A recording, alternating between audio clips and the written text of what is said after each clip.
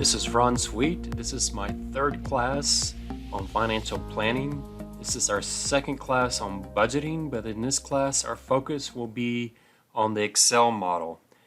If you would like access to this Excel model, email me at my email account shown on the screen, and I will send it to you. In this Excel model, there's three main pieces to it. First, we have a bank statement that includes all of your entries to your checking account and also helps us do our reconciliation.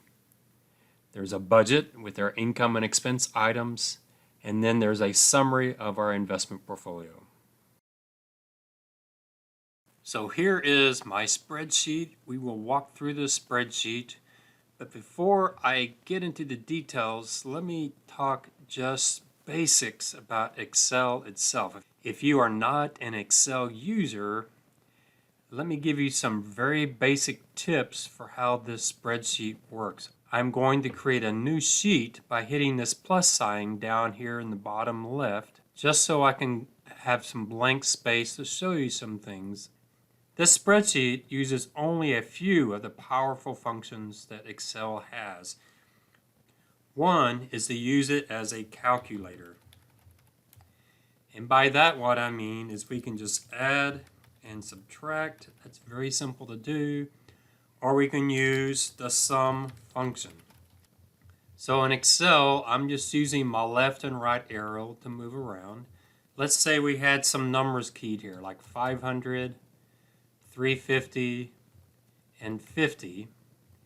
I might want to get the total. To do the total, you can just hit the plus sign, hit your up arrow, hit the plus sign again, hit the next up arrow a couple of times, plus sign, the up arrow again. So you have plus D3, plus D4, plus D5.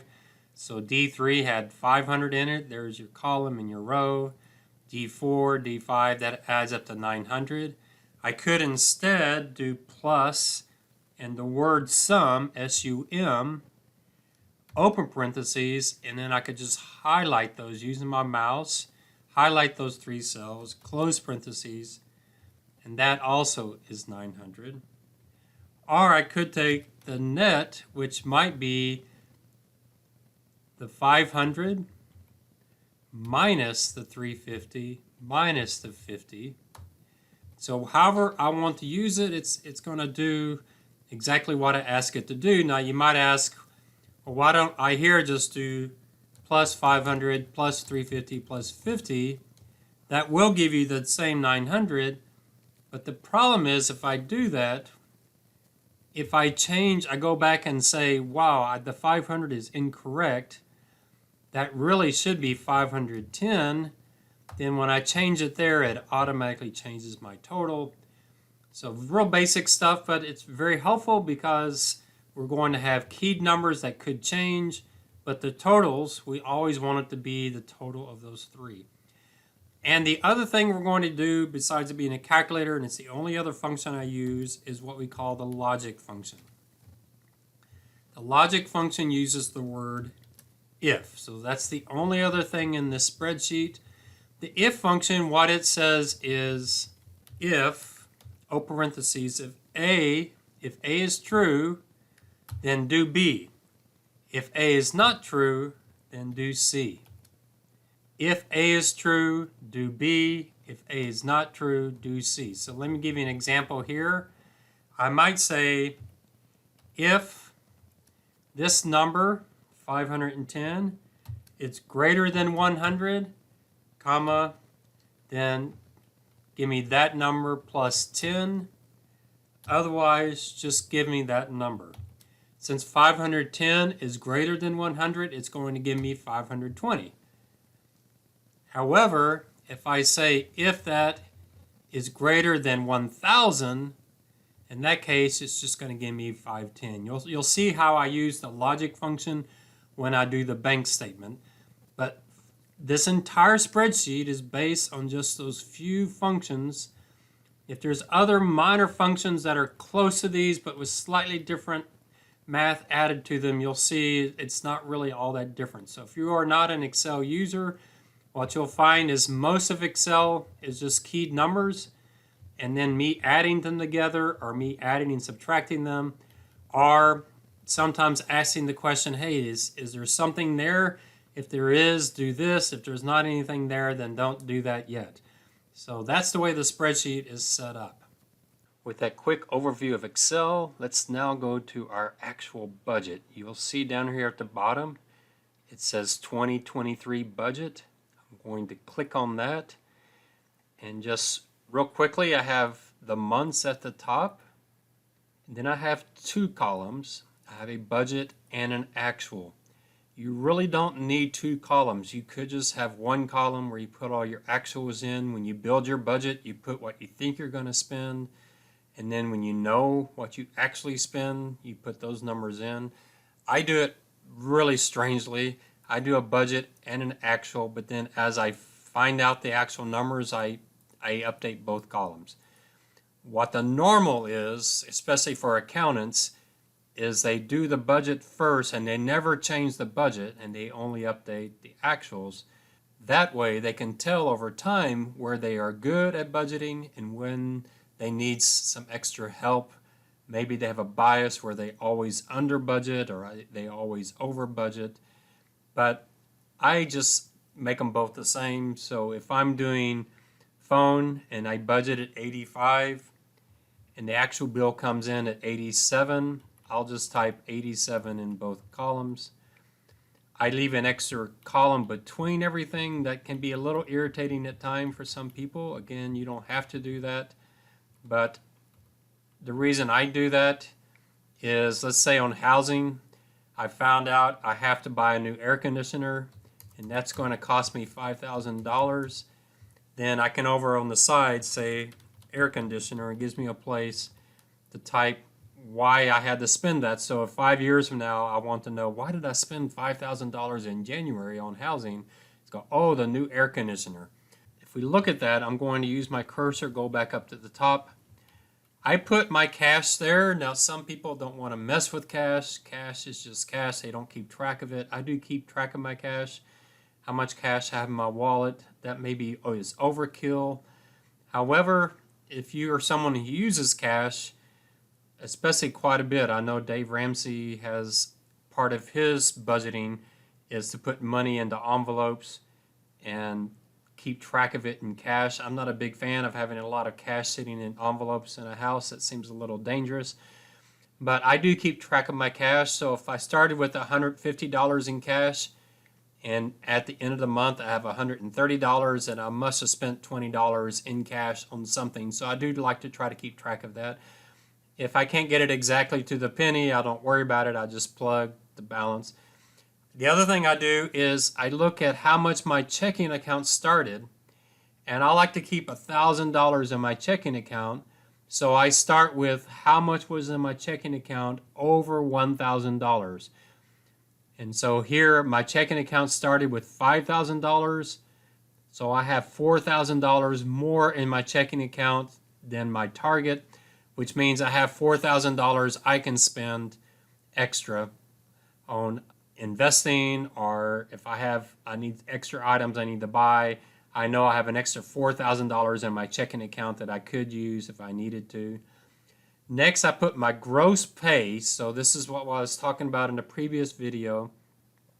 I put in my gross pay, and then you see down below in lines 10, 11, 12, 13, I put those deductions. My payroll taxes, that's Social Security and Medicare, my income tax, any contributions I have, the 401k plans, other deductions. If you wanted to put health insurance here, you could.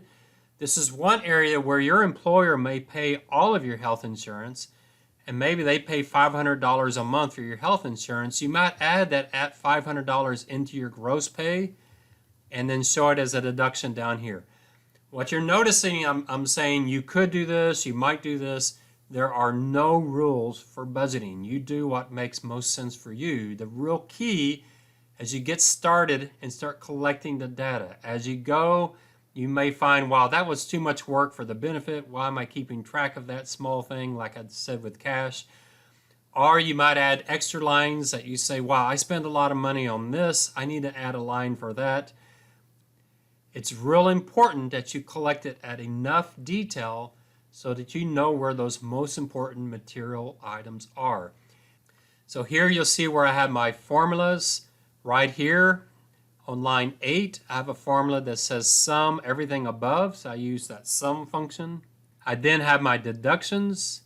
So there's my net pay. My net pay is my gross pay minus the sum of all of those deductions. We then get to our net available. Now here I do something a little strange. You don't have to do this, but you notice line 12 is my 401 contributions. That's an investment. That's not an expense. So then I get to my net available. I do something a little unusual here. If you look at this formula, it's plus B4, B5, B6, and B7. Those are all my income items. Minus B10, minus B11, minus B13. I don't subtract out 12 because I consider that an investment. It's not an expense. I'll show you how I take care of that below when I talk about my investments. But here, I don't include that in my net available. Then I go through all my categories, my expenses. If I did charities by check, I do a charity by PayPal. That would essentially be a check because they take it right out of my account. So it doesn't have to be an actual physical check. Anything that comes directly out of your bank account, whether it's a debit card or a check or ACH, which is an automatic transaction, I can put that under the check category. Under housing, I have my HOA fee, rent kind of things. These aren't my actual expenses, but the kind of things I would do. My phone, my utilities. I have these set up so that they automatically come out of my checking account. I'm going to count them as check type of payments. Nothing on my credit card side here. Under food, almost all of my food goes on a credit card, so my grocery items is a credit card. And in eating out, which includes for me convenience stores, if I stop to get a soda or a snack at a convenience store, I put that as a credit card for eating out. Computer, my internet service provider, and then anything else. If I bought a new PC, I probably would do that on credit card. On each one of these, you'll notice that I am summing up everything in that category. For car, the same thing. You notice I don't have any gas expenditures, and that's because I drive a plug-in hybrid. I almost never buy gasoline, but you might have something here every single month. Insurance, I pay that by an ACH debit to my banking accounts, so that comes out as a check item. Nothing for clothes. I don't buy clothes all that much. Gifts, I assume most of my gifts, if not all of them, would be paid for on a credit card. My medical, I put, since it's both medical and health, my major exercise is biking, so all my biking expenses go there, and I even have in there a budget to buy a new bike. You can see I have it over there on the side saying it's a new bike. And then prescriptions, items where you have to pay the deductible, I put that on my miscellaneous. Almost all of those go into a credit card. My dues, if I have professional dues, I'm a CPA and a CFA. I have those dues, I put those in my budget. Other online type of services like Amazon Prime, my Apple, those type of things that I pay for every month. Travel, you'll probably on mine see travel expenditures in the summer, maybe $5,000, $10,000, maybe $1,000, depending on how much travel I want to do. And then miscellaneous, I just throw amount in here. And here's where I often use the typing space here. If I had a large expenditure, for example, I take Spanish classes, and so about once a year I have to pay for that. It's about $750. So I put a little comment that says Spanish class there. So when that comes up, I know what I spent it for. And then I have total expenses. The total expenses just go up above and add each one of those categories. Then the amount of savings is however much I'm going to put into savings. Here you can adjust it. You can see that my ending checking balance is $5,050. That means I probably could put more into my investments if I wanted to. because I have plenty of extra. Remember, I wanted my ending checking balance to be at least $1,000 or more. So I could do that. Here, you just play around with it so that you get what you want in there. You notice here, if I did the 3,000, my ending checking balance goes below 1,000. So what I do in my actual budget is I force this available for savings so that it makes my ending checking balance be exactly $1,000. And that way I'm putting all my excess in there, but I do look ahead to see, hey, if I have a large expenditure coming up, I might not move that to investing. And then here's where I handle that $350 that goes to my 401k plan. You notice here I have something called total investing. There I take how much I invested this month plus that $350 that I did for my 401k plan. And I have that down below. And then what I do here on my check digit is I go over to my bank statement and I see what my actual ending balance was, and I make sure they're the same. You can see here they're not because I made some changes as I was typing above. But if they're different, that means there's something that hit my checking account that I do not have in my budget, so I would want to reconcile those. And then down below I just have all of my investments, and I just make sure that my investments reflect what I actually have. I started with the savings account, so everything goes in the savings, and then from the savings account, I might take it out of the savings account. I might move it to my Roth IRA. I might do that once a year because of tax reasons to put the max in there. I have my 401k. There you see that $350 again. Every time I have a paycheck, $350 comes out for my 401k, so I put that in there. And then what you'll notice with all of my investments is I have a plug figure down here, and I just take whatever my ending balance is, I plug a number in here so it gives me the right ending balance. And all the way down I just have different investments. And so that shows me my final portfolio. In mine, I actually go up and look at each of my investments and figure out, is that stocks? Is that a bond? Is that cash? So you have to create whatever works the best for you, but you can see how I like to have all of my investments down here. Once you have this spreadsheet up and running, you'll edit it to meet your needs. And then at the very bottom, I have my credit card bill. So all those items above that I said were credit card items, I have that come here, and then I reconcile that to my credit card bill.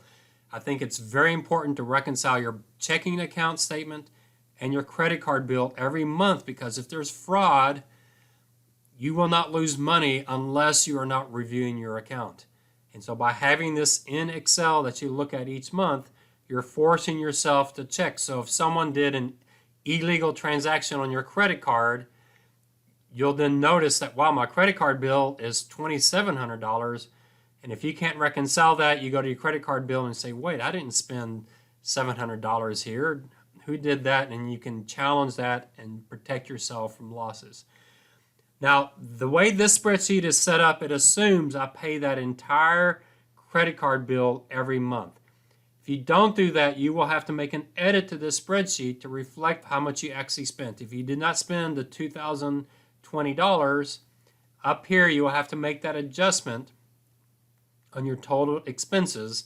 So I recommend maybe adding a line, or maybe adjusting this. It says total expenses net carry forward on your credit card bill, and in your credit card bill you would have to add in the interest cost as a separate line. So you see, if you don't pay your entire credit card bill, there will have to be some adjustments to be made. Once you learn Excel and get used to it, you'll be able to do it. The key is that this budget every month, that you tie back to your ending checking account balance.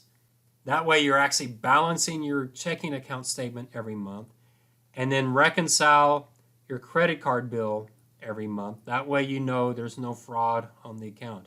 So what you do with your credit card bill is, if you don't pay the full balance, you'd have an ending balance that would come over to the next month. You would add the things for this month that you added this month. You would add in the interest expense minus the payment, and that would give you the ending balance here. And then the payment is what would go through your checking account. But maybe the easiest thing to save problems is just pay your entire credit card bill every month. That's the ideal. So there's how I do budgeting. If you want this spreadsheet, just ask me and I will email it to you. Once you get it, you can modify it to your particular needs. The last thing I want to show you is the bank statement. In the bottom left, we'll click on Bank Statement. And here's my bank statement. I started it January 2023. The actual bank statement I have in my budget goes back decades. Every check, everything that has hit my bank statement for the last several decades, I have a record of it. But how I have it set up here at the very top on row 1, I have what's the book value, what's the bank value, so what do my books show is in my bank account, what does the bank show. That's my beginning balance. Let's say I started with $5,000 at the very beginning. And then I show my different transactions. Some of these may be checks. One thing I don't have in here is the check number. You might add a column. Add a column, you just click on the column, right click, and insert. So if you wanted to add, say, check number, you could certainly do that for those that are checks. So it's really up to you. And then we just have the individual items, enough description so we know what it's for. Sometimes I'll put a lot more description here, but enough description so we know what it is for. The amount, and you notice the book value, it takes that beginning book value, and then the next line, it takes what was in that previous cell in E2 plus whatever's in D3. So 5,000 plus minus 290. So minus 290. So my book value is 4,710, and it just declines. Bank balance does the same. Let me go to the very bottom here. So remember, column E is your book amount. Column F is what the bank shows.